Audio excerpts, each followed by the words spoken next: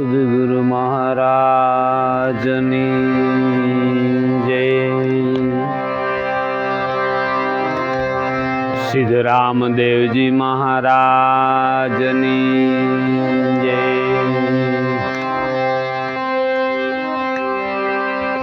બળદેવદાસ મહારાજની જય.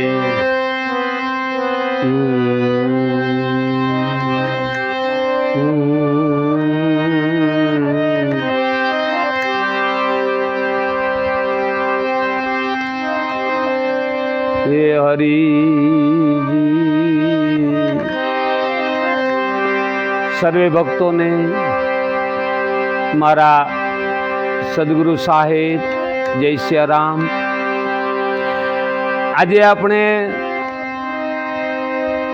ગઈકાલનો જીવન સાહેબનો એક કાર્યક્રમ, એક વાત કરેલ, એનો આજે બીજો ભાગ આપણે કહીશું.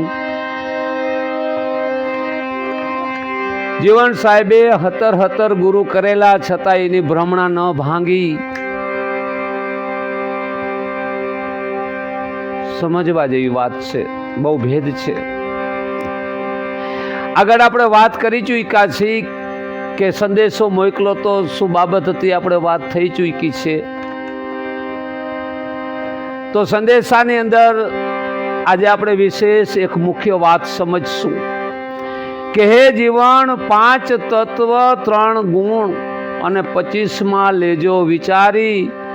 મંથન કરજો એના મૂળમાં ને તત્વને લેજો તારી. જીવન 5 રે એ તત્વ 3 ગુણ છે. હે જીવન, 5 તત્વ છે, એની હવેલી છે ને એમની માલિપા 3 ગુણ મૂક્યા છે, સર્જન, પાલન અને વિસર્જન. અને 25માં લેજો ને વિચારી. 25નો વિચાર કરજો. 5 25માં ઝઘડામાં હીરો ખોવાનો છે કચરામાં. હે જીવન, એ મંથન રે કરો એના તમે મૂળમાં. અરે ઓ જી, હે જીવન, 5 તત્વ 3 ગુણ અને 25 પ્રકૃતિ છે. 25 પ્રકૃતિનો વિચાર કરજો ને મંથન એના મૂળમાં કરજો. એક તત્વને 5 પ્રકૃતિ મૂકેલી છે. એ જીવન, આપણા ખુદના નગરની વાત કરી છે, જગતની વાત નથી કરતા. આપણી પાસે પરમાત્માએ આપણને એમ કહેવાય બહુરૂપી અને રૂપવંતી એક નગરી આપી છે. અને એ નગરીના રાજાને આપણે મળી લઈ તો એ નગરી આપણને મળી જાય છે. તો એ નગરીની માલિપા 5 પુરુષો મૂક્યા છે અને 5 પુરુષોને 5 નારીઓ મૂકેલી છે. એટલે 5 પચે ને 25 પ્રકૃતિ થાય છે. એની માલિપા 3 ગુણ મૂક્યા છે. ગુણવાન પુરુષો ઊભા કર્યા છે 3. એક પુરુષ સર્જન કરે છે, એક પુરુષ પાલન કરે છે, એક પુરુષ વિસર્જન કરે છે. એ 3 પુરુષોને આપણે રજોગુણ, સત્વગુણ ને તમોગુણ કહી છે. ને વિશેષમાં બીજા 2 પુરુષો મૂક્યા છે. એ મહાપુરુષોએ મેદાનમાં બહુ વાત નથી કરેલી.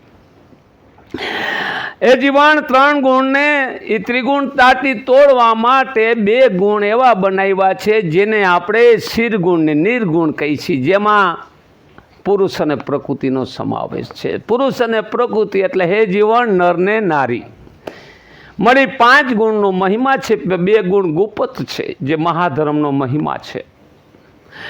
હે જીવન, 5 તત્વ જે છે એ 5 તત્વો આપણે એને નિરખી પારખીને સમજી શકીએ છીએ. કોઈ સમર્થ ગુરુની જ્યારે સેવા થાય છે ને સમર્થ ગુરુ કોઈ દીન દયાળ કૃપા નિદાન સદગુરુ જીવનમાં મળી આવે છે ત્યારે મનુષ્ય દેહનું પૂરું વળતર મળે છે ને પછી અવતાર એને જાતો નથી. ભીમ સાહેબ આવો સંદેશો મોકલે છે ને સંદેશાની અંદર જબરજસ્ત ભેદી ઊંધી વાત છે વાલાઓ. એ આત્માઓ જેને જેને સદગુરુ મળ્યા છે એને 4 યુગના કાર્ય સિદ્ધ કર્યા છે અને એ જન્મ મરણના એમ કહેવાય બંધનમાંથી છૂટ્યા છે. એને વારે વારે પશુ અવતાર પછી થતો નથી. આત્માની ઓળખાણ થાય તો લખ 84 મટી જાય. હે જીવન, 5 તત્વ છે જે એમ કહેવાય આપણે બધાએ સમજી શકીએ છીએ. પૃથ્વી તત્વ એટલે જમીન, અગ્નિ તત્વ એટલે જવાળા જે બાળીને ભસ્મ કરી નાખે આપણા નાભી કમળમાં, જેને જઠરાગ્નિ કહેવાય.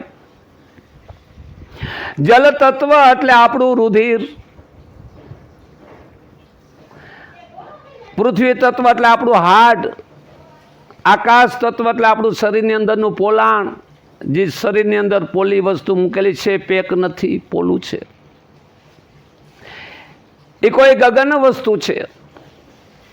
અને વાયુ તત્વ એટલે આપણો પ્રાણ. એ જીવન 5 તત્વ ને 3 ગુણ 25માં લેજો વિચારી, મંથન કરજો એના મૂળમાં ને તત્વને લેજો તારી. 5મું તત્વ હે જીવન શ્વાસ ને ઓશ્વાસે પ્રગટ ખેલી રહ્યું છે. તેની માલિપા આદુનો કોઈ પુરુષ, આદુમાં આત્મા સમાયેલો છે. આદિ અંત ને મધ્ય જે 5મું તત્વ પ્રગટ ખેલી રહ્યું છે એના દ્વારા આપણે એને મળી શકીએ છીએ.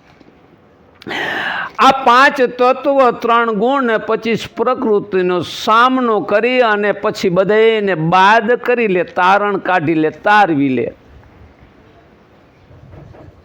પછી મંથનમાં બરાબર ધ્યાન દઈ કોઈ